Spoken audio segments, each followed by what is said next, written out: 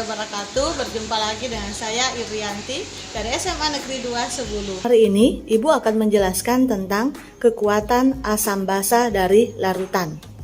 Untuk asam dan basa, asam itu terdiri dari asam kuat dan terdiri juga dari asam lemah. Begitu pula dengan basa, ada basa kuat dan ada juga basa lemah. Untuk asam kuat itu sendiri adalah molekul asam yang terionisasi sempurna di dalam air, sedangkan asam lemah itu molekul asam yang terionisasi sebagian kecil di dalam air. Sama halnya dengan basa. Basa kuat itu adalah molekul basa yang terionisasi sempurna di dalam air, sedangkan basa lemah itu adalah molekul basa yang terionisasi sebagian kecil di dalam air. Untuk contoh-contoh dari senyawa asam kuat dan asam lemah, begitu pula dengan contoh dari senyawa basa kuat dan basa lemah bisa dilihat dari tabel sebagai berikut.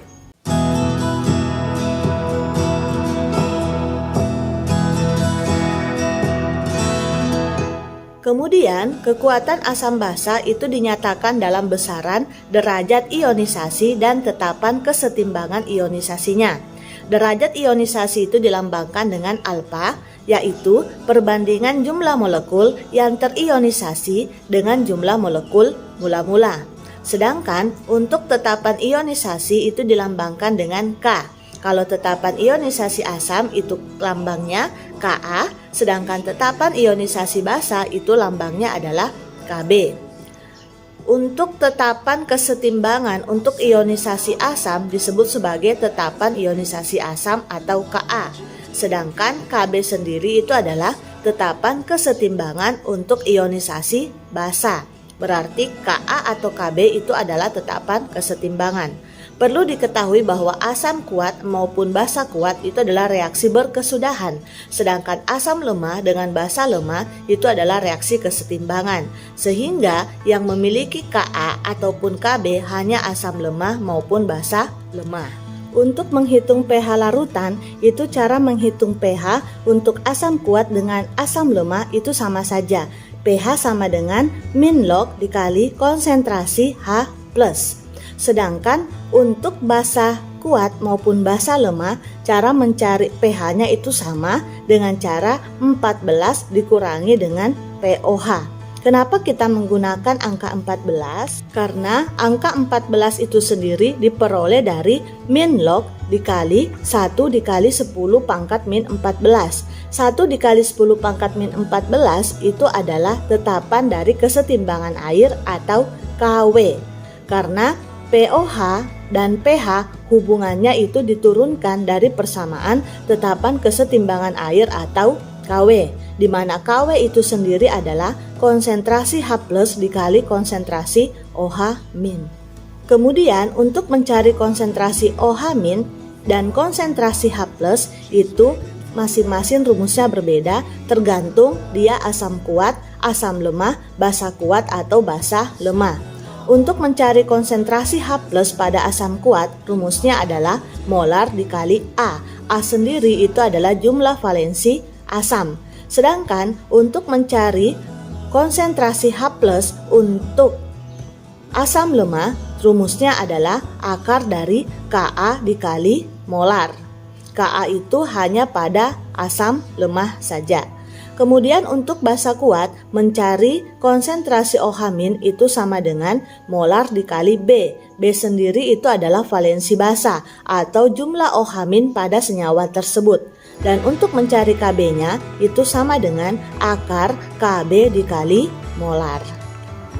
Jika di soal diketahui tetapan ionisasinya, maka untuk mencari konsentrasi H+ itu sama dengan molar dikali alfa atau derajat ionisasi. Sedangkan untuk asam lemah polivalen atau asam yang bervalensi banyak atau mengion secara bertahap, maka mencari konsentrasi H+-nya itu sama dengan akar dari Ka1 dikali molar. Ka yang diambil adalah Ka yang lebih besar daripada Ka yang lain. Begitu pula dengan basa, apabila diketahui derajat ionisasinya, maka mencari konsentrasi OH-nya itu adalah molar dikali derajat ionisasi atau molar dikali dengan alfa. Itulah tadi bagaimana cara menentukan pH dari suatu larutan. mencari pH dan mencari pOH, dan mencari konsentrasi H+ ataupun mencari konsentrasi OH-. Kita lanjut ke soal. Jika 1,6 gram NaOH dilarutkan ke dalam air hingga volumenya 400 ml, berapa pH larutan NaOH tersebut? Berarti yang kita cari pH dari larutan basah. Soalnya ini ada OH, berarti dia larutan basah. Pertama kali untuk mencari pH, kita hitung dulu berapa konsentrasinya. Konsentrasi itu dalam satuan molar. Kita hitung. Molar sama dengan massa dibagi mr dikali 1000 per volume. Massanya 1,6 gram, mr nya belum diketahui, volumenya 400 ml. Maka kita cari dulu mr nya.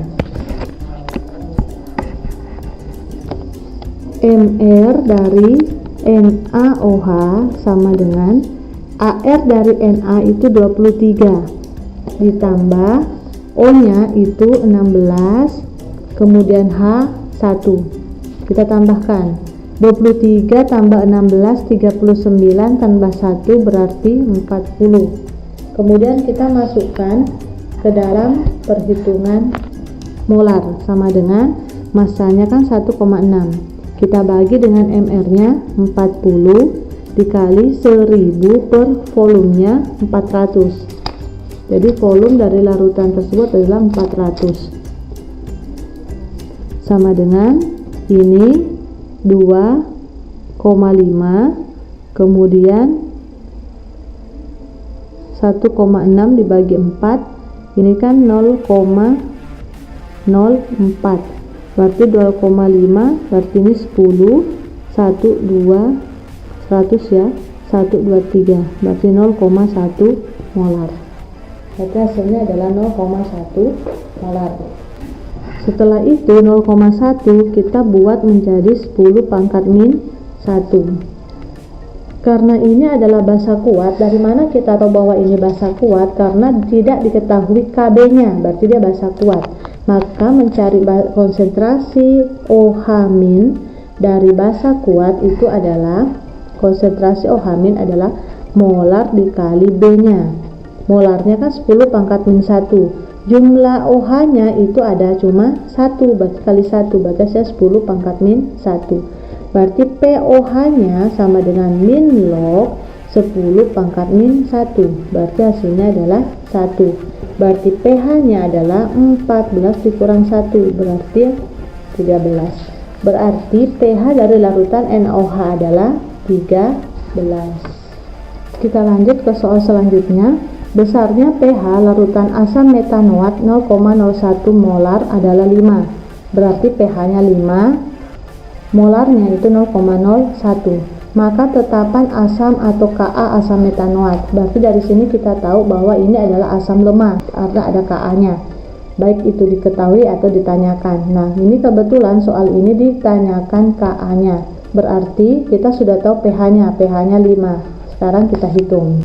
pH-nya sama dengan 5. Kalau pH-nya 5 berarti konsentrasi H+-nya itu adalah 10 pangkat min 5. Berarti sudah tahu konsentrasi H+-nya. Konsentrasi H+ itu rumusnya untuk asam lemah adalah Ka dikali molar. Konsentrasi H+-nya sudah tahu kan 10 pangkat min 5. Akar Ka-nya belum diketahui, berarti Ka dikali molarnya 0,01. 0,01 kita ubah menjadi 10 pangkat min 2. Di sini ada akar, di sini 10 pangkat min 5. Ini tidak bisa diselesaikan kalau masih ada akarnya, maka akar ini harus dihilangkan. Cara menghilangkan akar adalah dikuadratkan. Berarti semuanya dikuadratkan. 10 pangkat 5 itu dikuadratkan.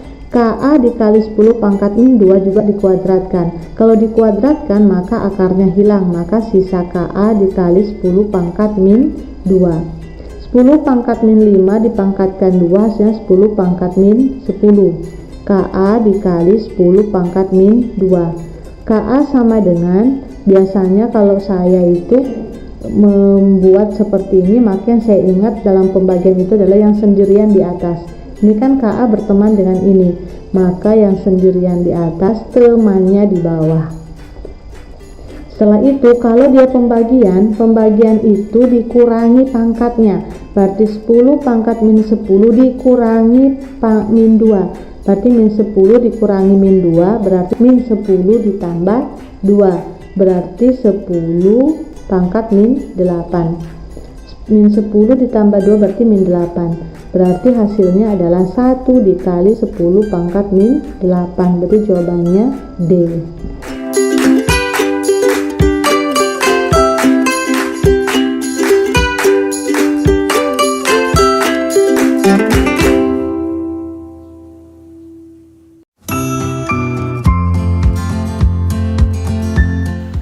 Demikianlah tadi, semoga video ini dapat bermanfaat. Ibu akhiri, Assalamualaikum warahmatullahi wabarakatuh. Keep smiling.